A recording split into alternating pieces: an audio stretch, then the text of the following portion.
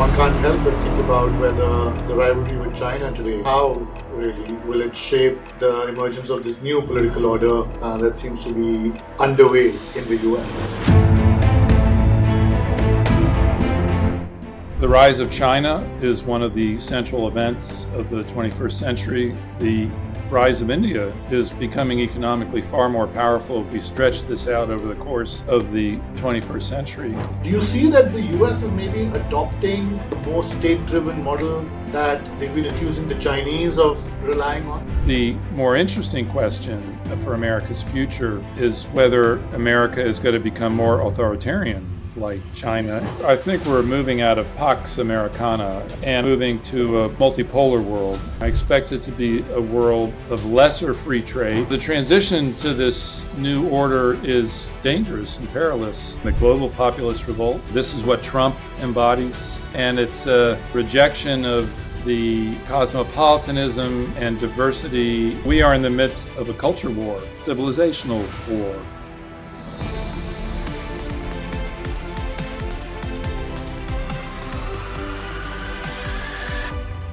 Welcome to today's episode of the Great Tech Game podcast, where we bring you smart, insightful, big picture conversations with some of the world's best thinkers on issues at the intersection of history, geopolitics, technology, and current affairs. And today I'm delighted to have with us Professor Gary Gerstle. Professor Gerstle is currently the Paul Mellon Professor of American History Emeritus at Cambridge in UK. A fellow Harvard alum. He received his MA and PhD at the university. And incidentally, we've both, as we were discussing Professor Gerstle earlier, we've both spent our junior years abroad at the London School of Economics. You've also incidentally spent a year or so as the Annenberg visiting professor at the University of Pennsylvania, of which I'm also a proud alum. Professor Gerstle, more importantly for our podcast and our topic today, is the author and editor of several great, as I see them, big picture books. The two that we'll spend probably the most time discussing today, and I think drawing upon, are one, his most recent book, The Rise and Fall of the Neoliberal Order, which came out in 2022, and also another book that came out a few decades ago now, in 1989, called The Rise and Fall of the New Deal Order. And I must preface our conversation with saying that as I've tried to look out for big picture thinkers around the world, there are very few, I would say, who've managed to take such a long-term, big picture view of how political orders are both rising, declining, and are in transition. So I'm especially excited to have you with us here today. Professor Gerstle, welcome. Thank you very much. Thank you for that very kind introduction, and it's a pleasure to be with you. Professor Gerstle, you've obviously written the two books that I mentioned about the rise and fall of political and, as I see them, actually economic orders as well.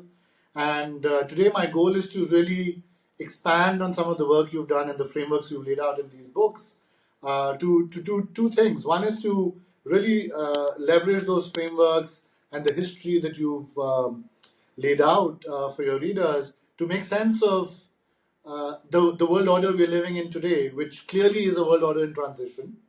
And obviously, while your focus has been the US, I also want to try and see how much of those frameworks apply or maybe don't apply to the rest of the world, right? Europe, Asia, Africa, Latin America, but also obviously to other countries that I'm personally very interested in, and I've studied, India and China. So I'm looking forward to our conversation. And to start off with, I was fascinated with the term that you've used across your books, the political order.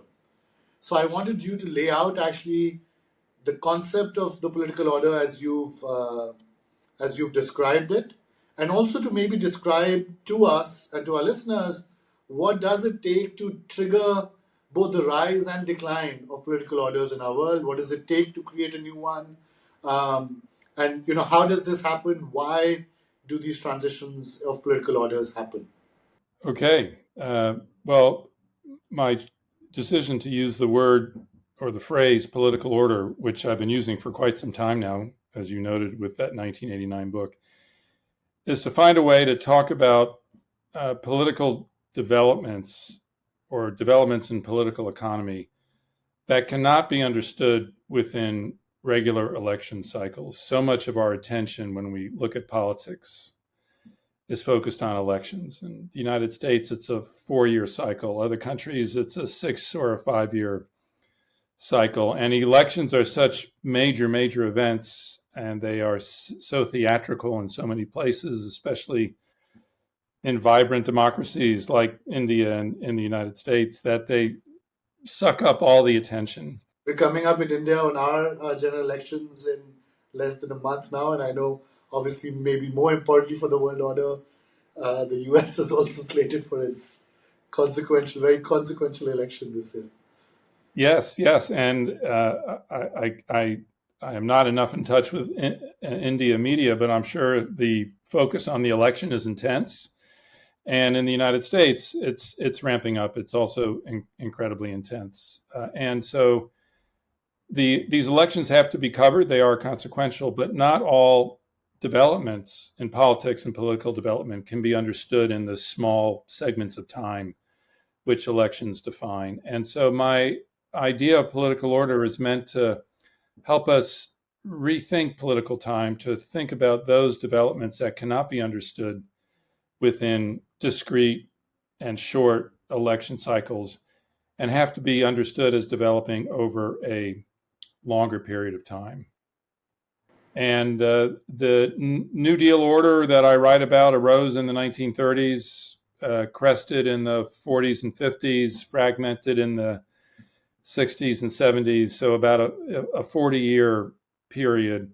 And the neoliberal order that I write about emerged in the 1970s, crested in the 80s and 90s and early years of the 21st century, and fragmented and began to dissolve in the decade after the great financial crash of 2008, 2009.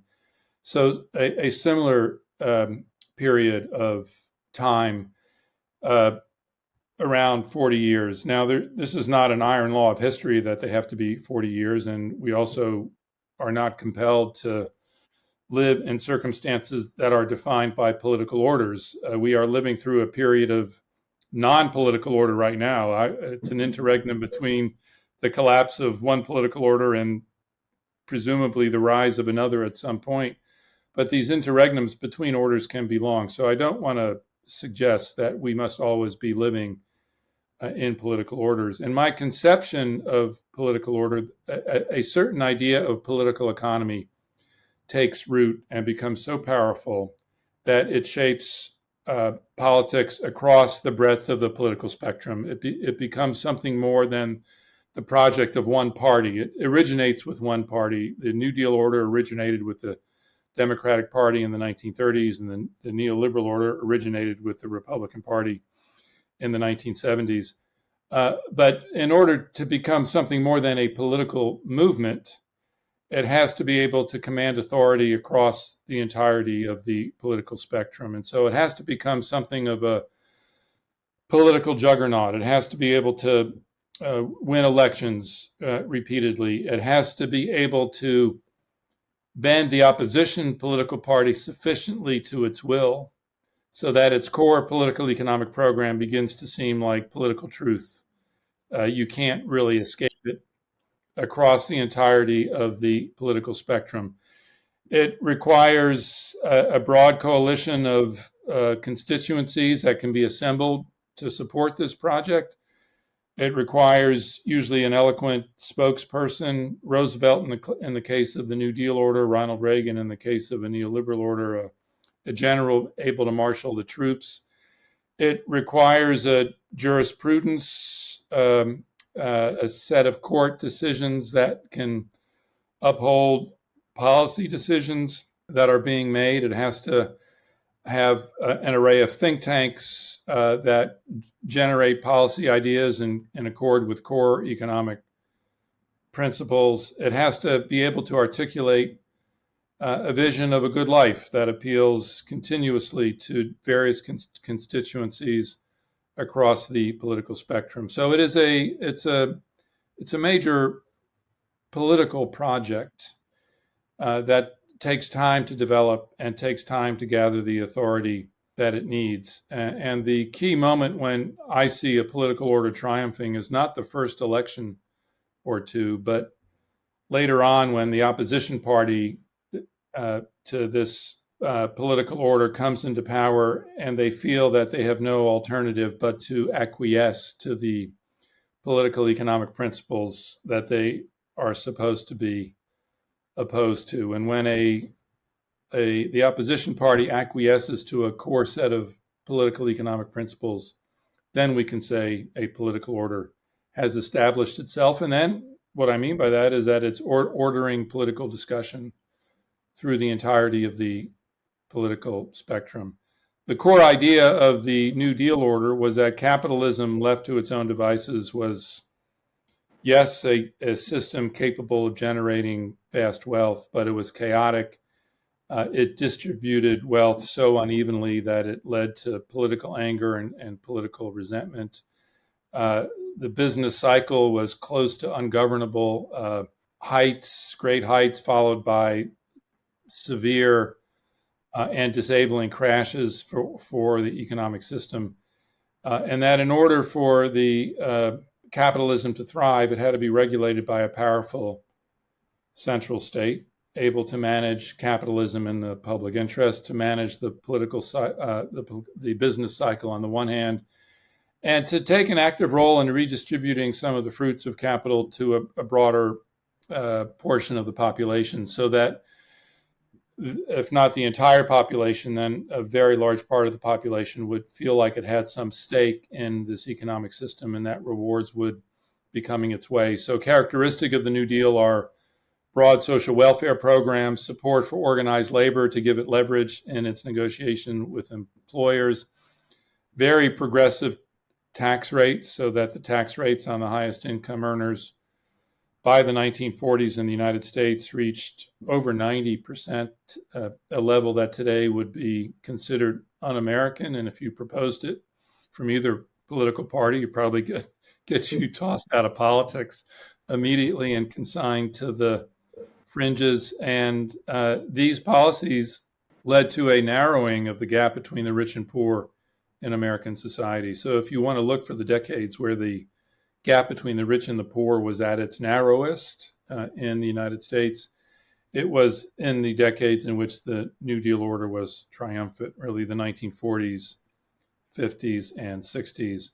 And the key moment of triumph comes in 1952 when Dwight Eisenhower is elected president of the United States, and he's the first Republican to hold the presidential office in 20 years. I'm sure the same thing is true in India. If a political party has been out of power for 20 years, that is a very long time to be out of power. And it's not good for the health of a political party to be out of power that long. The question that Eisenhower confronted was, would he try and roll back everything the New Deal had done? Power for labor, progressive income tax, social welfare, a strong state to regulate the business cycle. And what's interesting is when he comes into power, which is in early 1953, he makes it clear that he's going to preserve most of what the New Deal had done. And he acquiesces to the core economic principles, social welfare, power for labor. He rewrites the tax code in a way that puts 90% tax rates on the highest marginal income groups, puts that safety into law. This is a Republican president doing that. That is a sign to me that the New Deal order has triumphed. And a similar process goes on when the neoliberal order takes off. Before we go into the neoliberal order, I wanted to ask you on the New Deal order. Of course, the Great Depression plays a big role here, right? And much like I think as we'll discuss in the case of the neoliberal order, maybe transitioning out the financial crisis 2007-8 plays a big role. But I want to ask you how much of what's happening in the rest of the world impacts the way the American political order is evolving at the time. So, in the case of Europe, for example, at the time, from what I understand, the rise in industrial capitalism in Europe, especially in pre-World War I Europe, has risen to a point where inequality has risen again to maybe unacceptable levels. And so you see this sort of pushback in the form of labor movements and socialism and things like that. So, how much of what's happening in the US at that time, which of course you can prescribe maybe mostly to the Great Depression or economic events within the US, but I want to ask you how much of what's happening in the rest of the world is also shaping the political order in any country? The rest of the world matters, and it matters in the United States in two ways with regard to the New Deal order, and then we can talk about how the world is involved in the neoliberal order at a later point. First, the new political orders tend to emerge out of economic crisis and catastrophe, and then these economic crises tend to be global in nature. The Great Depression of the 1930s, it wasn't fully global, but certainly it enveloped the United States and most of the global north in very, very powerful ways. And that created an opportunity for a new deal, a new way of doing politics to arise. The other really critical international factor in terms of facilitating the triumph of the New Deal order was the threat of global communism and the Soviet Union being perceived as an existential threat to everything that the United States represented. It was an existential threat, literally, in terms of it had atomic bombs that could wipe out the United States or any other country it chose to wipe out. But it was also perceived as being deeply antithetical to everything that America represented: freedom, free enterprise, capitalism, a state tyranny, everything run from the center, no democracies, no limits. And in the book, The Rise and Fall of the Neoliberal Order, there's a section on the rise and fall of the New Deal order in the beginning of that book. And I ask, would Eisenhower have acquiesced to the principles of the New Deal absent the threat posed by the Soviet Union? And my answer to that is no, that the threat of communism was seen as being so severe and so threatening to the United States that the U.S. had to have a large state for two reasons. It needed a large state to support a very, very large military. This is probably hard for listeners outside the United States to understand at this point, but for a long, long time, for most of its history, the United States prided itself on having a small standing military. That's right, because you had two oceans protecting you, that's right. Two oceans protecting the United States, and even after the U.S. had mobilized for two big wars, a civil war and an internal war in the United States in the 19th century and World War I, in which case it had mobilized 4 or 5 million troops, it demobilized 90 to 95% of those troops after the war was over. So having a small standing military was integral to America's sense of self.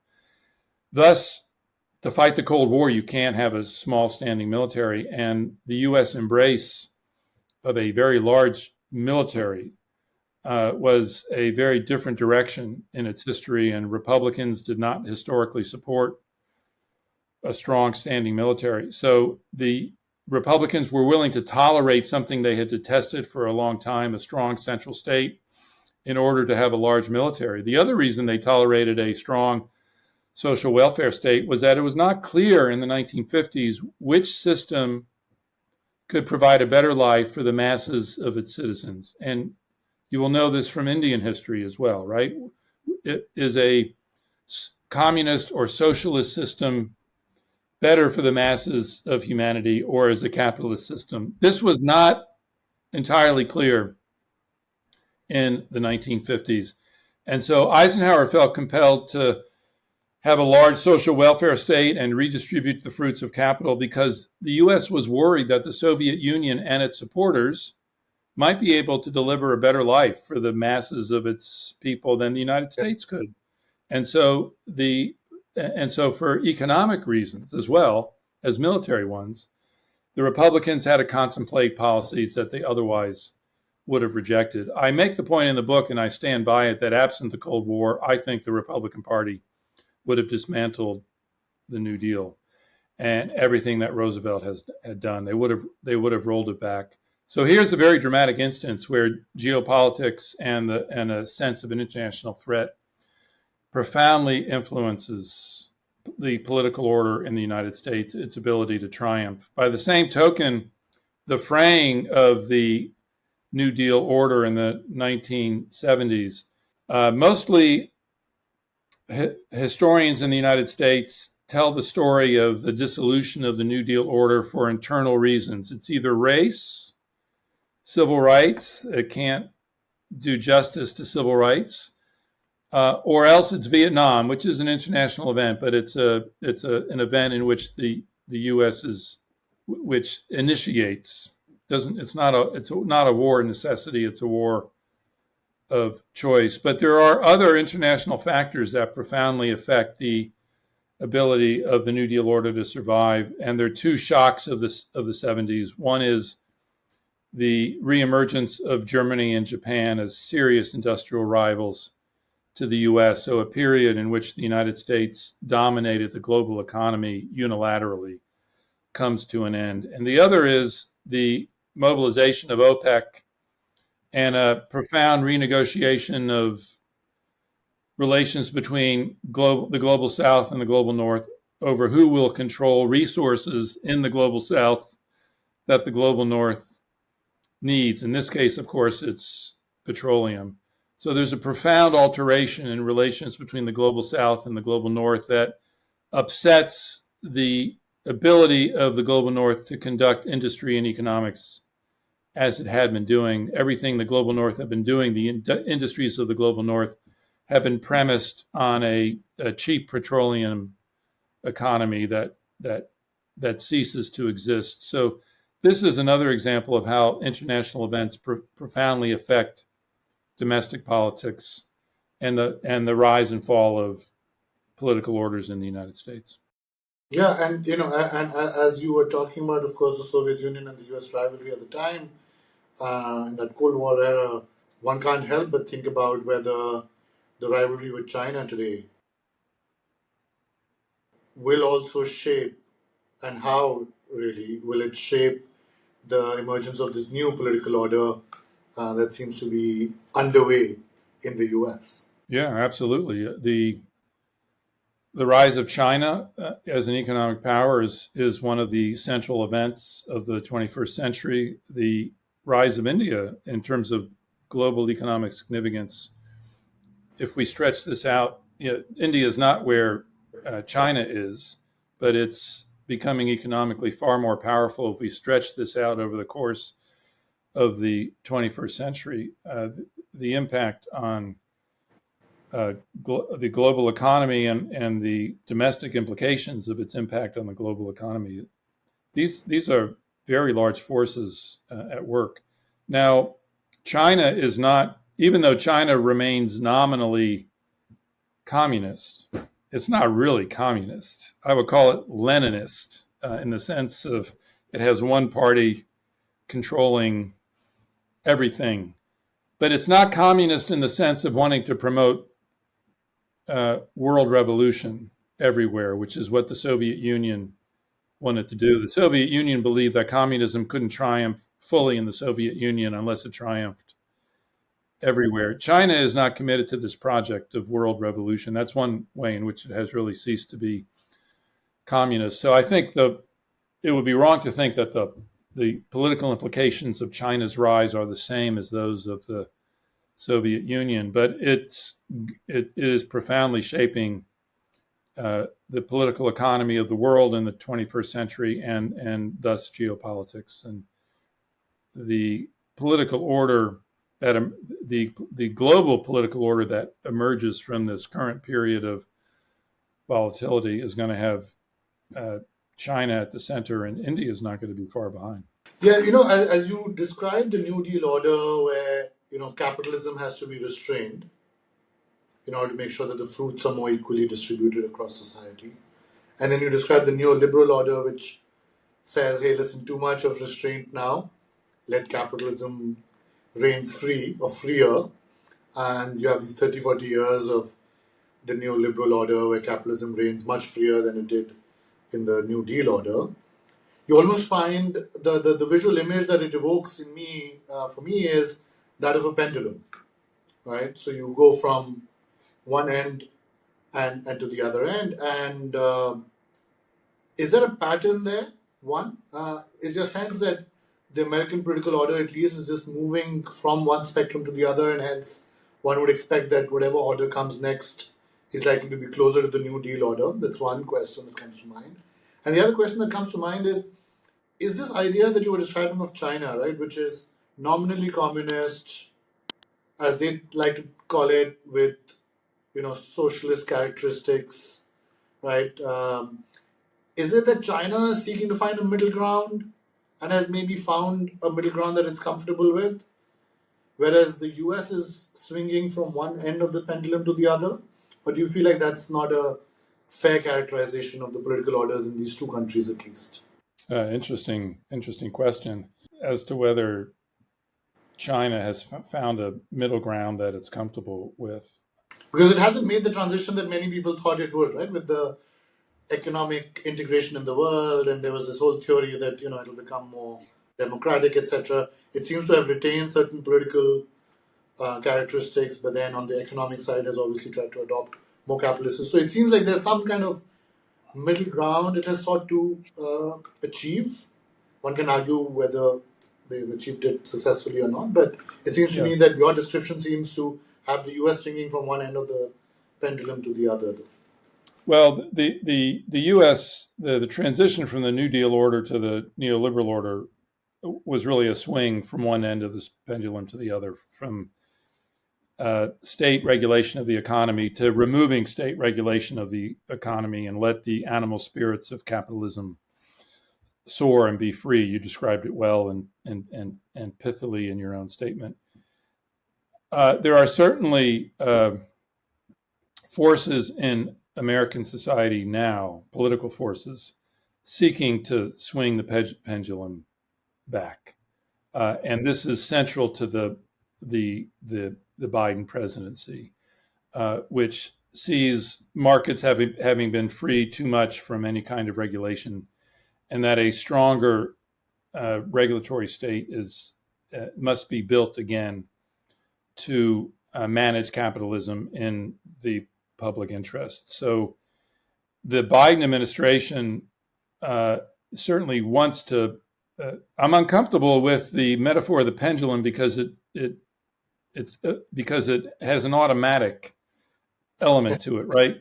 It swings right, and then the force of gravity pulls it back. So what the Biden administration is demonstrating is that it may not be able to pull it back. That's where the metaphor breaks down. So I don't think we can assume that we're going to see a restoration of something like the New Deal order in the United States. There are certainly forces that want to make that happen. And it's also true that if Trump is to be elected, he's not wedded to free market capitalism in ways that other portions of the Republican Party are. So while we are certainly in a transition now, and while we're certainly in a moment where significant political forces in America want to rethink the relationship of states to markets in ways that reestablish something like the New Deal. If you've been watching the news in the United States, it's not clear that that's going to be able to happen, right? It's not clear first that Biden is going to win in 2024. If he does win, I think it has a good chance of happening. But it's not just the polling numbers now.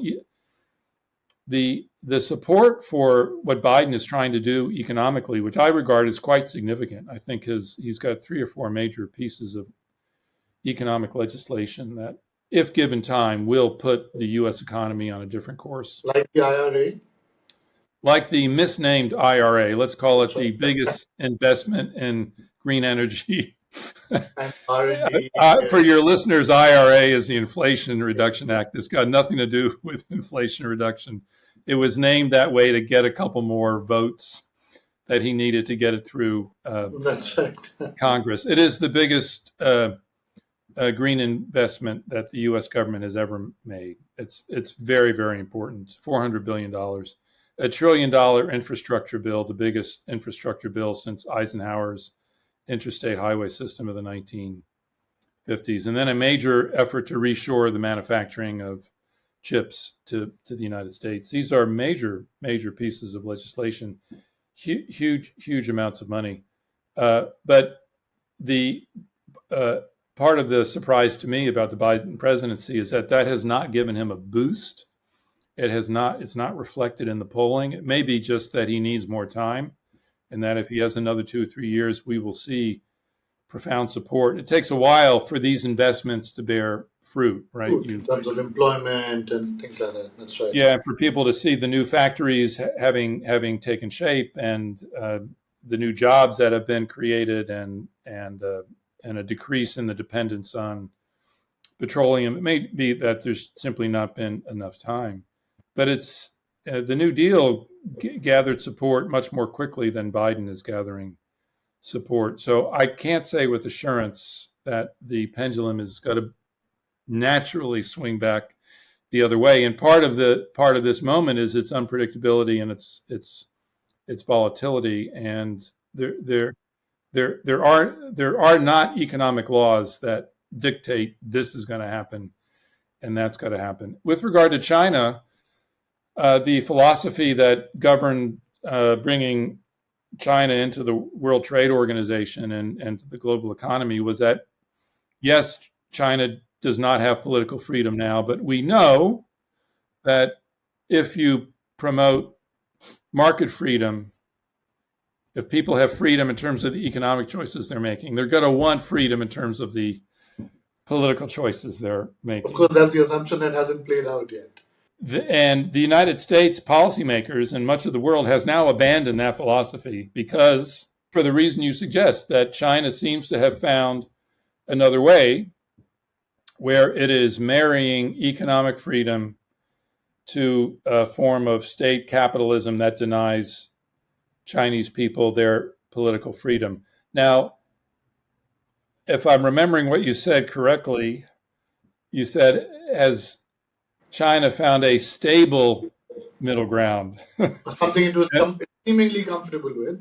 Again, neither you or I are China experts, but it seems from the outside that it seems to be a relatively stable system for now. So it's the word stable that I want to focus on. And the China is convinced it has a middle way, and it's going to continue to pursue it. And it's not going to be the way of the West. I think it's premature to pronounce that it has long-term stability because there is a lot of volatility within the Chinese economy right now, and there are many aspects of it that are not working smoothly, and it's gone through a couple tough years.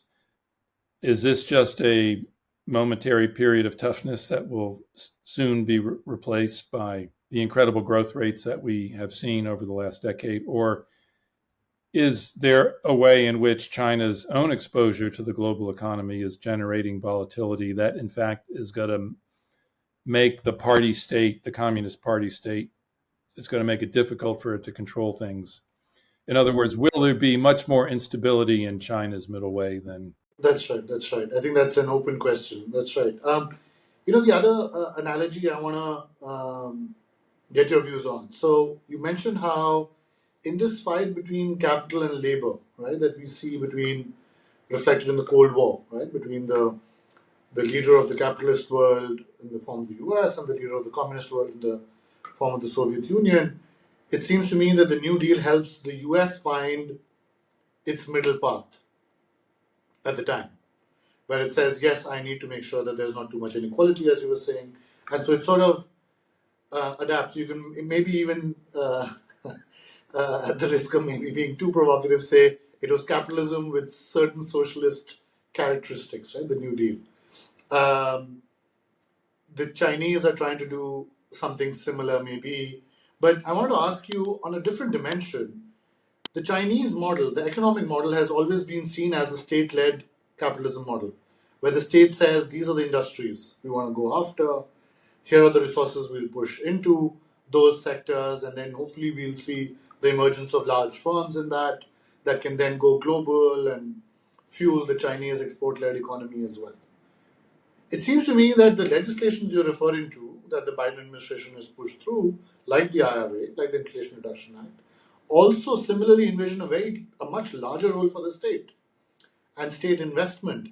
And this idea that there's now this new industrial policy type era we are entering, where, as you said, in climate technologies, semiconductor technologies, fabs, artificial intelligence, now in all these sectors, the state is saying, the US state is saying, here are the sectors I want to make sure we remain competitive on.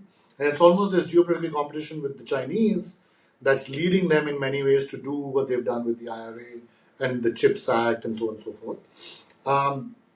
Do you see that the US is maybe adopting, maybe consciously, maybe subconsciously, a more state-driven model that they've been accusing the Chinese of maybe over relying on?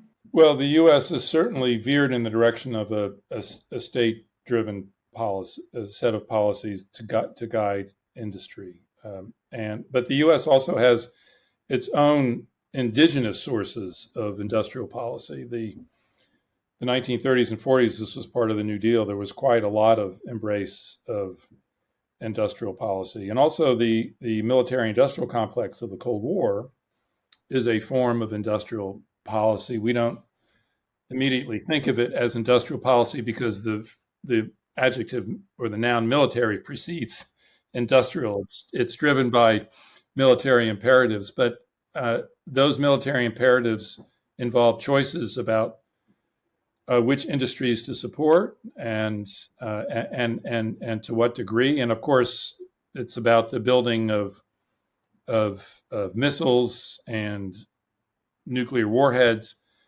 But also the U.S. invested massively in technology and in institutions that were going to develop technology for rockets, and that involved computer technology. And we think of the computer revolution made its greatest advances in the United States, and we usually associate that with Silicon Valley and venture capital and the free enterprise emerging from those districts.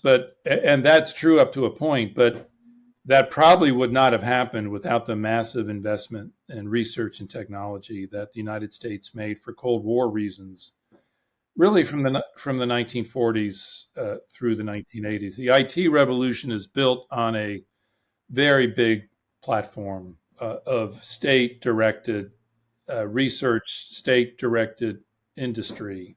So there are indigenous sources of this. It's not simply a matter of imitating China right now. I think the more interesting question for America's future is whether America is going to become more authoritarian. And this is the challenge that Trump embodies. One can imagine if Trump wins in 2024, this year, if he wins, he may well continue some of the industrial policies that Biden has put in place, because some of those policies have an affiliation with a key slogan in Trump's campaign and presidency, which is America First. And industrial policy is not simply about economic growth. Industrial policy is also about national security, right? And it's about states asking, what does a country need in terms of goods, chips, protective equipment for epidemics? What commodities do its people need that they cannot do without? And one can imagine a Trump presidency, which I think would veer in an authoritarian direction, having a lot of industrial policies in place for reasons not to redistribute wealth from the rich to the poor, but to ensure the national security of America. So what I think about, given that the authoritarian tendencies are clearly global, right? We can easily put together a list of 10 countries in which these tendencies are very powerful.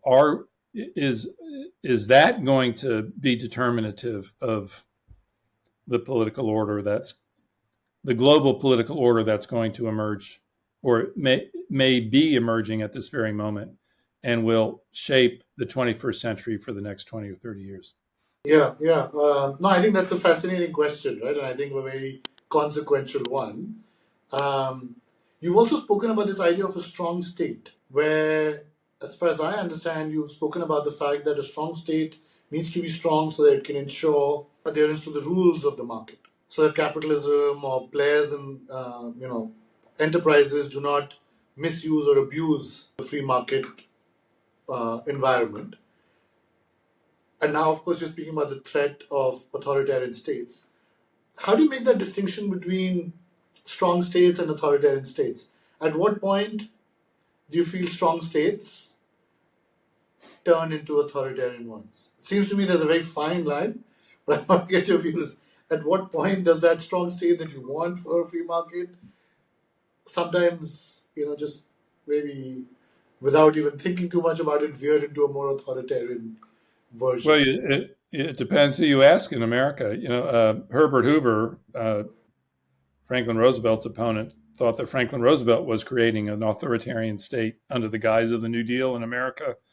And Ronald Reagan, when he ran in the 1980s, and this was part of his rhetoric in the 1980s, he wanted to shrink the size of the federal government until he could drown it in a bathtub. That was one of the metaphors he used. And his point was that the New Deal state had become tyrannical. And I'm sure you've talked to these Americans who feel this way. And this is not what animates Trump, actually, but it used to animate very significant portions of the Republican Party. I don't share that sentiment. I think as long as a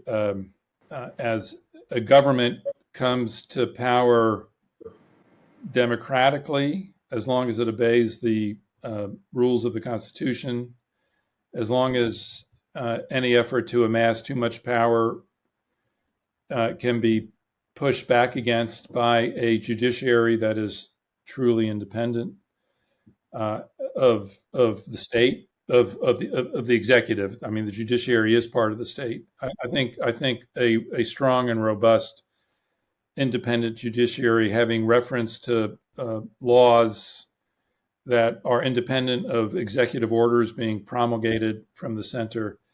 The U.S. Constitution is founded on the concept of a separation of powers, that you can't concentrate all power into one part of the state. You can't give it all to the president. You can't give it all to Congress. You can't give it all to the courts.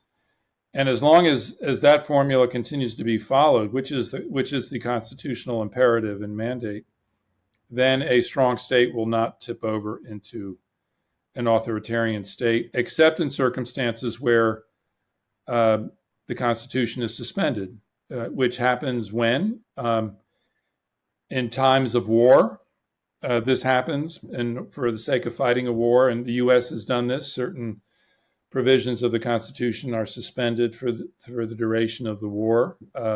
Even Abraham Lincoln suspended aspects of the Constitution when he was fighting the Civil War in the 1860s.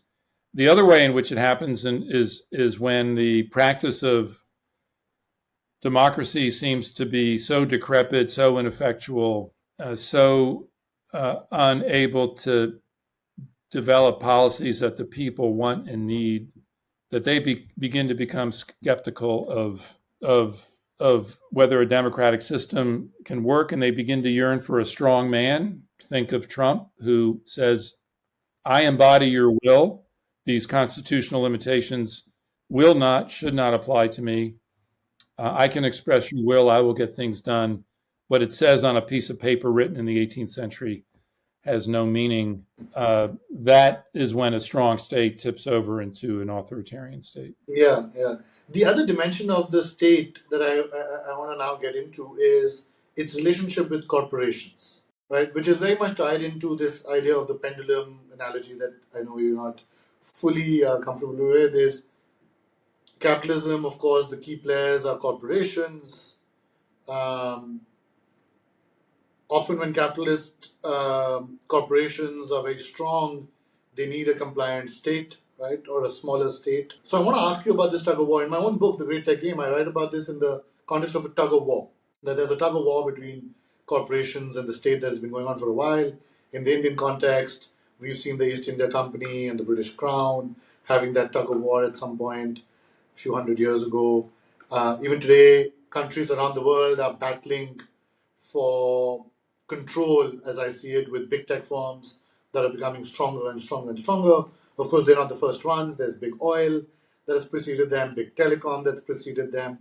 So I want to ask your views on how you expect the relationship between state and corporations, or state and private enterprise, now evolve in the context of this, world order in transition and political order in transition. How do you expect this? Right, we're seeing these antitrust movements emerge in Europe and the US and around the world in many ways. India's also gotten very strongly in this view of what we call competition, right? Fair competition. The US is trying to find, the Europeans have been finding the big tech firms left, right, and center. So, how do you expect this tug of war between the corporations and the state to play out? Well, it's one of the $1 million questions of our time. I don't know. The most successful efforts to get historically, the most successful efforts to get corporations under control have been conceived of and implemented by national legislatures, Congress in the US, Westminster in Britain, National Assembly in France, Bundestag in Germany. These national legislatures are able to pass laws that I think have limited the autonomy of corporations in those countries. But this was also an era in which much of the work being done by these corporations was being done within the nation. And so national laws passed by national legislatures could be very, very effective. The challenge we face now with the tech companies and the antitrust movement in the US is quite interesting. It's strong, and significantly it has support in both parties, Democratic and Republican Party. Whether they can actually come together and agree on a piece of legislation remains to be determined. But there is a sense in both parties that the power of the tech companies and the social media companies, the e-commerce companies, has become too large and is no longer serving the public interest. But these corporations are so large and they are so international, and they move across the world with such speed and efficiency and power, and they have so much money that they can deploy to influence politicians through lobbying, that it's not clear that the state institutions that got them under control before, or their in previous incarnations, can do similar work now. And there's an argument that because of the global nature of these tech companies, you really need a form of global government to rein them in. You're laughing because how's that going to, no one can imagine how that's going to happen, right? I mean, we've seen how effective the UN is being today. So, well, the one thing we can agree on is that it's not going to be the United Nations, right? It's not going to be the United Nations. The EU is a model for a not global governance, but transnational forms of governance. And one of the reasons why, arguably, why the movement to control the tech corporations has advanced the furthest in the EU is that because they are now experimenting with forms of rule and regulation that extend beyond any single nation state. But of course, it's one thing for the EU to do this. This is a partial global government, but it covers only one relatively small part of the world. How we scale that up to a government of global dimension that can operate effectively is a political challenge that no one has come close to solving. And so we face the very real possibility that these tech corporations will continue to escape meaningful forms of state regulation. And a term that people have begun to use that I've begun to explore myself in some of my new work is Neo-Feudalism.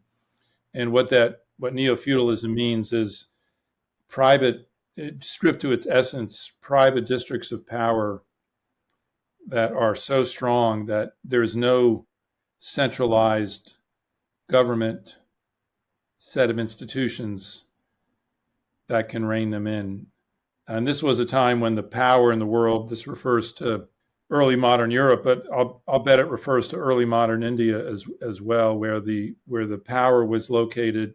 They weren't necessarily private, but they were regional, they were local, and there was no central monarch that could impose successful control over them. And we are beginning to look back to that period now to understand our current moment. It's quite interesting in that regard, because it's clear that Congress is having trouble doing with Google or Apple or Facebook or Amazon or OpenAI.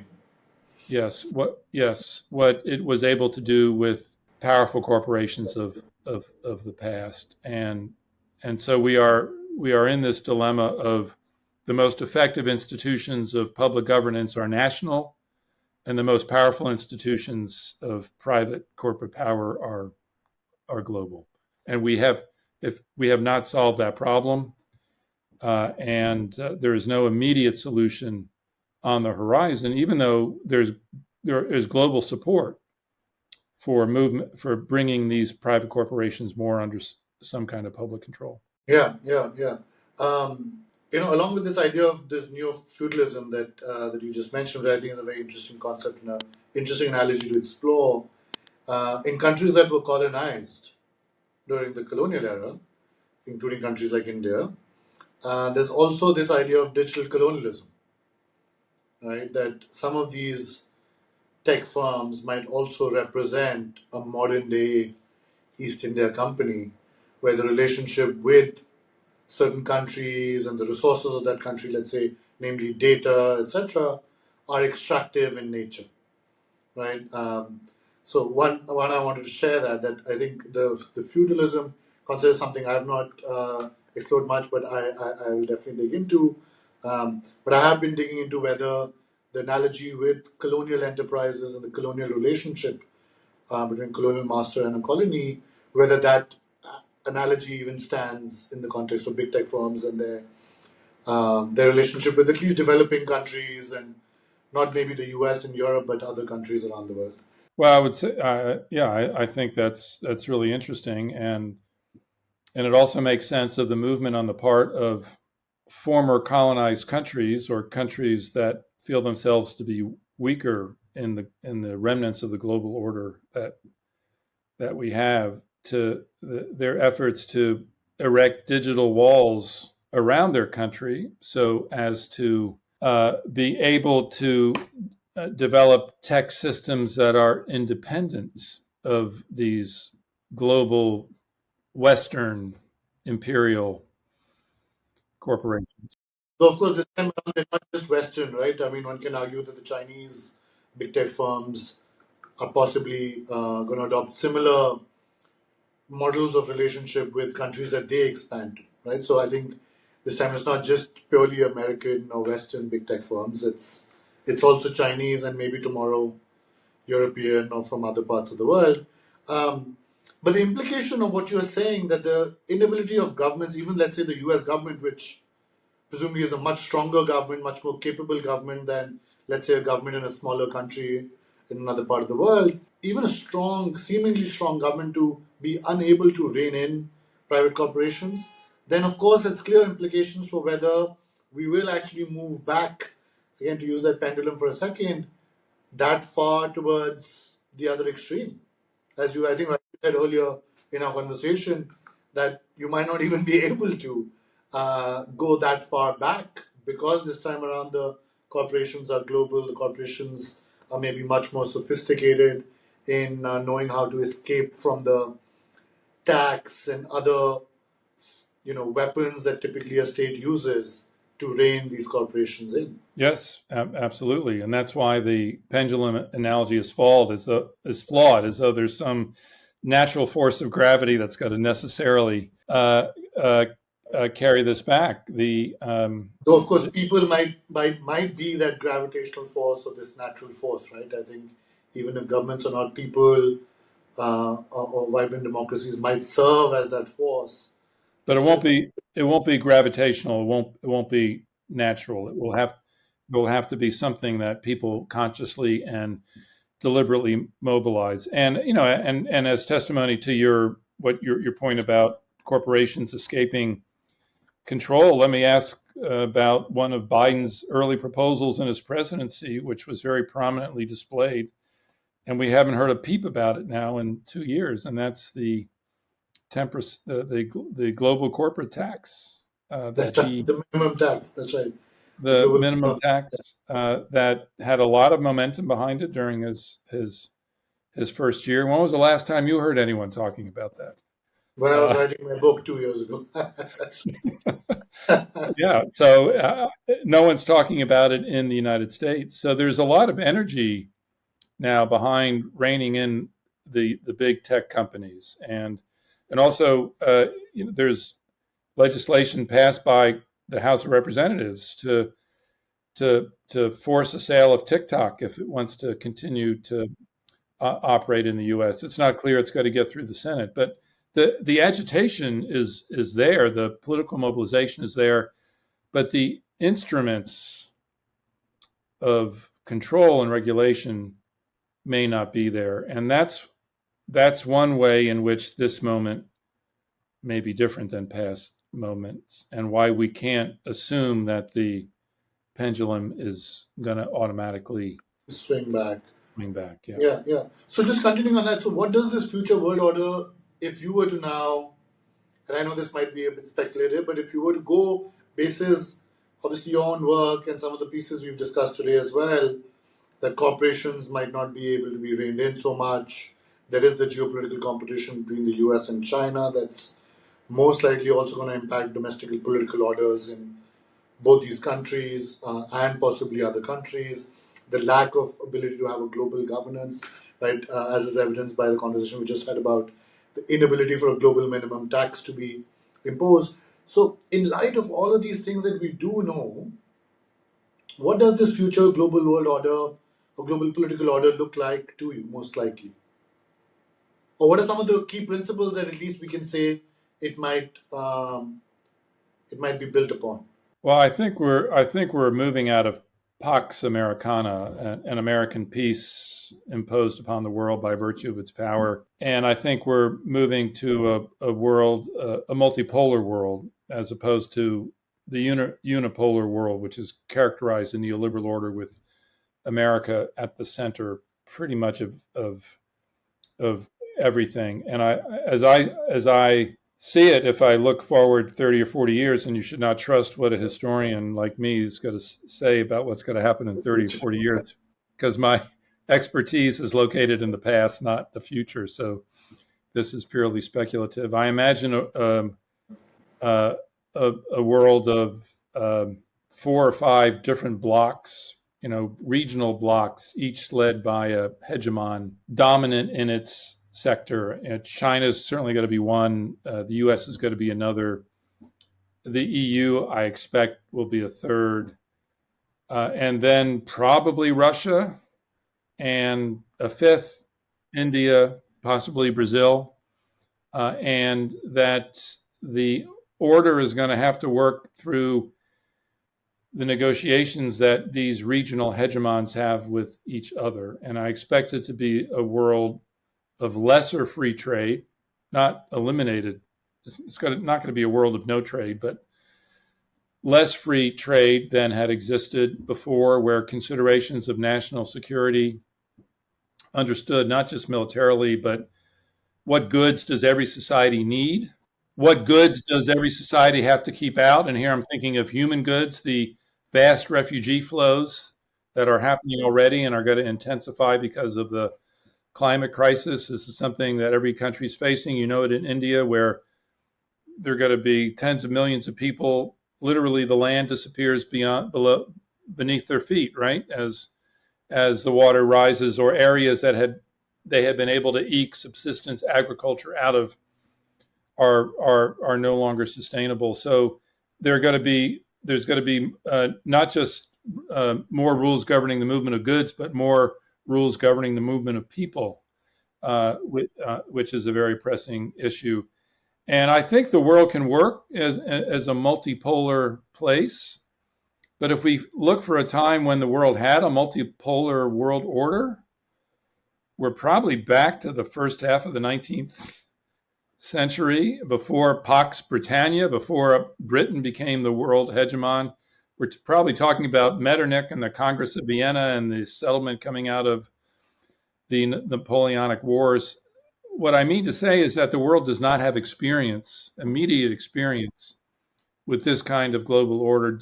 It can learn to do it, but the transition to a new global order is always perilous, and perhaps even more perilous when there are more players involved, because until the rules of this new global order are set, the various players jostling for position in the global order are not sure of their place.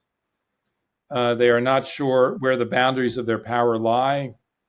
They are vulnerable to overstepping the bounds of their power, which is what Putin has done in Ukraine, and we've seen the effects of that. So the transition to this new order is dangerous and perilous. And we also might see China overstep in relationship to Taiwan, for example, in terms of what's watching carefully what's happening with Russia and Ukraine. So that's the world that I imagine emerging from the transition that we're going through, and it may take another 10 to 20 to 30 years for that global order to acquire the stability that it will want to have. And so I was going to ask you about the future of globalization, global trade. I think you've spoken about that. I was going to ask you about the future of migration. You've indicated that you expect that to become much more controlled and restricted, etc. The third piece I wanted to ask you about in terms of the future world order is the future of class conflict, right? How do you anticipate that play out? Do you expect that to also get worse? You mean more intense between the haves and the have-nots? Yes. Yeah, I think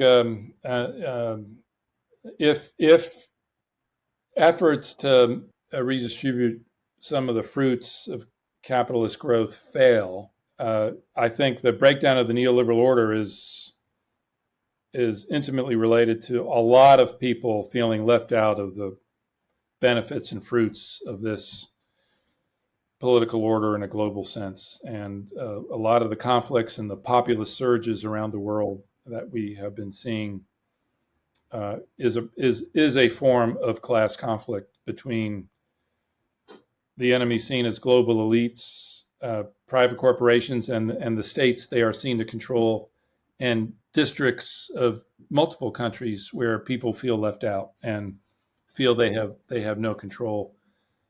So I think we're going to see these sorts of protests continue. The question is, what form will they take and what effect will they have? Because national legislatures have not, if we go back to something I said earlier, national legislatures being crucial to turning private corporate power into something that can be managed in the public interest. A core part of that project was giving labor more rights, allowing them to form unions, giving them some leverage vis-a-vis employers. If governments are no longer able to do that because it's too easy for corporations to pick up and go elsewhere to other countries, are workers going to have the leverage they need to gain enduring gains? Or is class conflict going to take the shape more characteristic of the early modern era, where there would be periodic peasant revolts against their lords for more bread or more justice, and those revolts were effective in the short term in terms of uh, getting more concessions from employers, but not more successful in the long term in terms of having a stable system that's capable of redistributing resources to a large number of people over a long period of time. Here again, if the Neo-Feudalism analogy holds, there will be revolts against the lords, but it's not clear that the peasants will be able to sustain those revolts and incorporate them in an enduring way into a fairer governing system. They'll be episodic rather than transformative. So there's a lot of labor revolt going on in the U.S. right now, more than in decades.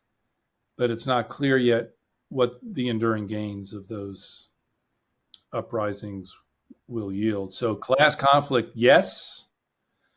The ability to turn momentary achievements into enduring gains, I'm not sure. Not so much. And what about the impact on culture, right? I think you've written very interestingly about this idea of cosmopolitanism and diversity, which seems to be, in at least the elite circles around the world, right? It's almost like a given that you've got to be more cosmopolitan, you've got to accept diversity, embrace diversity.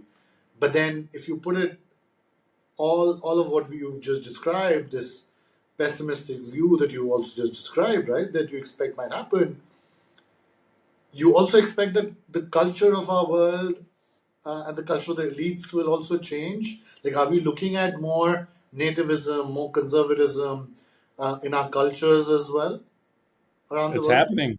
It's here. I think the populist revolt it's many things. Here I mean the global populist revolt, but it's a revolt against the cosmopolitanism and the mixing of global cultures that was at the heart of the neoliberal order. This is what Trump embodies. It is what Modi embodies. It is what Netanyahu embodies. It is what Putin embodies. It's what Orban in Hungary embodies. It's what Erdogan in Turkey embodies. It's here. It's here, and it's it's a rejection of the cosmopolitanism and diversity of peoples leading to cultural relativism, bad habits, immorality, and that true greatness lies in homogeneity of people, religion, culture, traditional attitudes towards sexuality. It's here. The revolt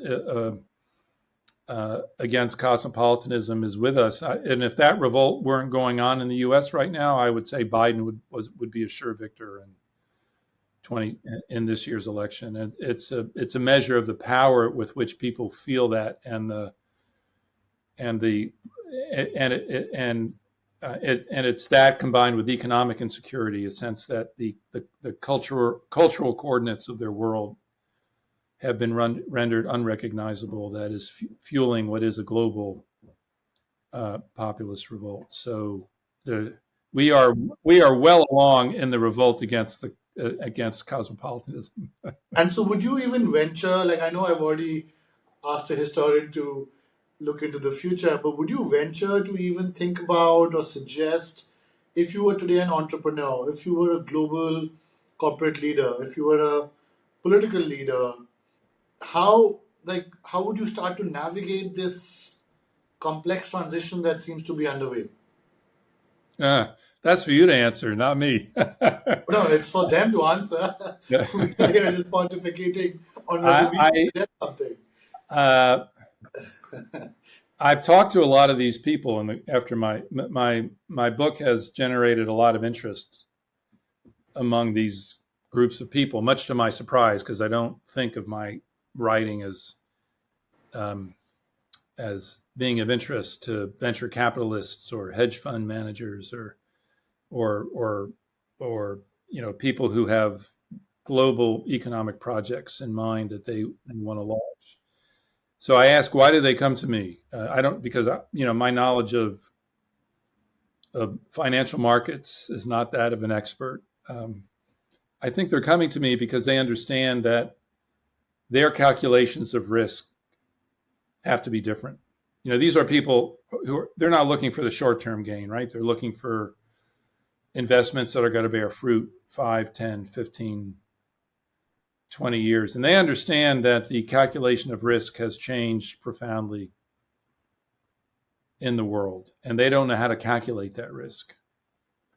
And they come to me asking for advice just to understand more about the forces, like the future of cosmopolitanism.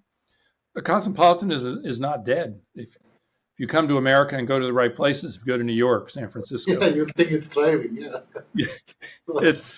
it's thriving, but we are in the midst of a culture war, and Putin imagines a civilizational war. So and how corporations are going to be able to navigate through this, what is a minefield, right, is not entirely clear. So I can't give them, what I can do is help them understand how the calculation of risk needs to change because of these forces that have been unleashed in the world. No, absolutely fascinating. This has been I think, a great conversation. We've, I think, covered a lot of ground in the last hour or so. Um, Not going to take up more of your time, but I end every podcast with two quick questions, which, as I like to always say, are simpler than the questions that have been discussed over the last hour, but often tend to get my guests to stumble more. Uh, is, with that fair warning, two very simple questions. One, recommendations for books that you think, other than your own or mine, that you would recommend to our listeners who are interested in the kinds of topics we've discussed, and also recommendations for guests on the podcast. For guests, you've probably thought of Adam Tooze already. Always fascinating if you can get him. And Brad DeLong is an economist at University of California, Berkeley, who thinks in very global international terms, and I think in terms of understanding political economy is extraordinarily interesting.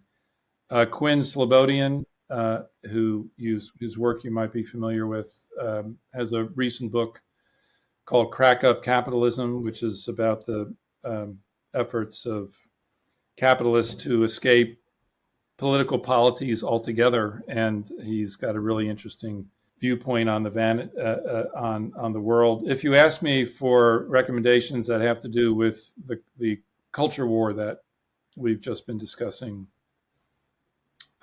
there's no one book that comes to mind.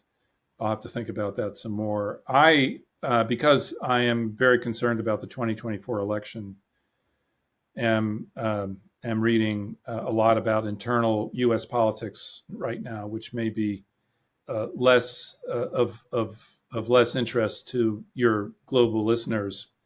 But two books that I have read recently that I think are very illuminating. One by Luke Mogelson, the Storm is Here, which is about the assault on the Capitol, January 6, 2021. He embedded himself with a group of militia and actually went into the Capitol building with them. So it's a quite extraordinary tale. And then and this does relate to the culture war. I've been seeking to understand how evangelical Christians can be so supportive of Donald Trump, arguably the most pagan man ever to be in the White House.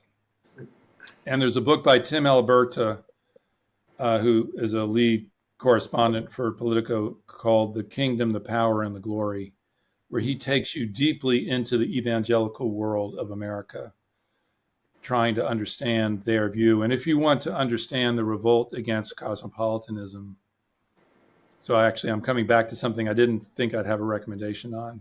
Yeah. That's not a bad place to begin. And what was the other question you asked me besides book recommendations? Podcast guests. I gave you so these would also be good podcast guests, and I think if you want to get someone who's thinking about the culture war in a globalized sense, Yes. Michelle Goldman, columnist for the New York Times, who writes mostly on domestic matters, but I know what she really wants to do is to write a global history of the culture wars. And when I see her, I tell her, this is a book you must write. Because it is a global story. And any non-American, non-European authors or thinkers that you rely upon when you think about the rest of the world? Well, Tooze is not first and foremost an American thinker. He's global. And yes, there are thinkers who have influenced me globally, but they're not coming to mind right now. So I'll send you a dash email on that. That'd be great. No, this has been fascinating. Thanks so much for taking the time to entertain such questions and go deeper and explain your thinking around how we expect this political order and world order to evolve. Thank you so much for taking the time. A pleasure being with you. And of course, travels bring you to India, as I hope they do. Please do let me know, and we'd love to host you here. I hope to visit. So thank you for this invitation. I've enjoyed this very much. Great. Thank you so much, Professor Gerstle.